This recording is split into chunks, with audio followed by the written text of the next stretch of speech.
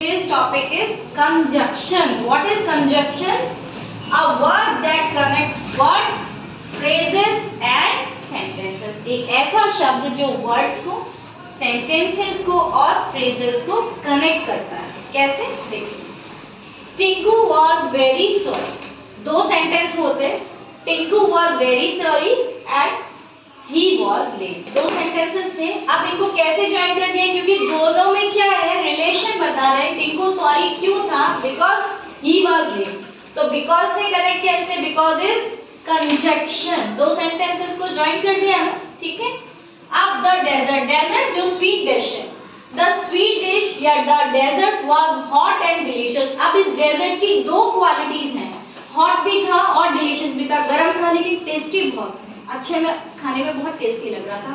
तो क्या हुआ?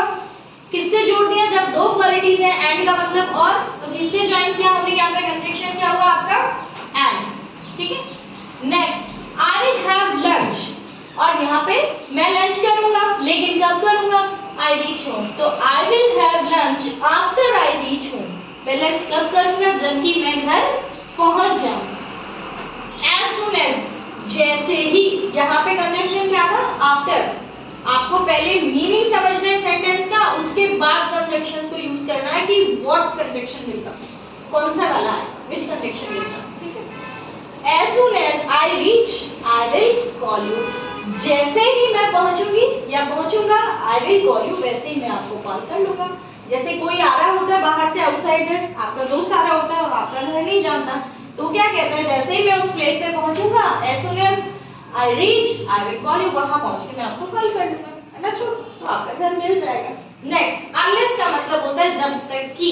unless he reach home, जब तक कि वो घर नहीं आ जाता, I will not go outside. मम्मा की या पापा की हैबिट होती है ना, जब तक बच्चा घर नहीं आ जाता तो बाहर नहीं जाएंगे. तो जैसे मम्मा कह रही हो unless he reach home, जब तक मेरा बच्चा घर नहीं आ जाता, I will not go outside, तब तक मैं बाहर नहीं जाऊंगा. Now, since का यूज कब होता है बेटा? जब एग्जैक्ट टाइम हो. जैसे since morning it's almost raining. Morning से ही बारिश हो रही थी. ठीक है. एग्जैक्ट टाइम है ना मॉर्निंग. आज की बात कर रहे हैं टुडे मॉर्निंग या यस्टरडे मॉर्निंग. तो एग्जैक्ट टाइम जब भी हो since, लाइक 2 अक्टूबर, 4 अक्टूबर, 2 अप्रैल. एग्जैक्ट डेट जब आपको दे रखी हो या पास्ट की होगी डेट, ये भी आपको रिमेंबर रखना. डेट जो होगी वो पास्ट की होगी, फ्यूचर की नहीं होगी. ठीक है. Since Monday, today is Friday, तो सिंस मंडे. ठीक है. जब एग्जैक्ट टाइम की बात की गई हो तो कौन सा कंजंक्शन यूज करोगे आप? सिंस. फॉर का यूज होता है टाइम पीरियड के लिए. जैसे 2 आवर, 4 आवर, 6 आवर्स. ठीक है. 2 डेज, 2 इयर्स, 10 इयर्स.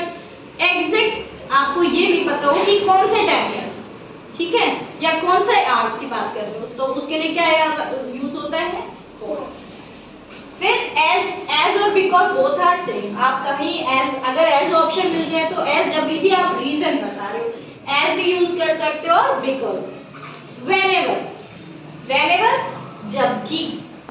ठीक है. जब ऐसे सेंटेंस यूज हो रहे हैं जिनमें आपको जबकि नीड है तो whenever. But she is healthy but she is not fair या she is not good in studies.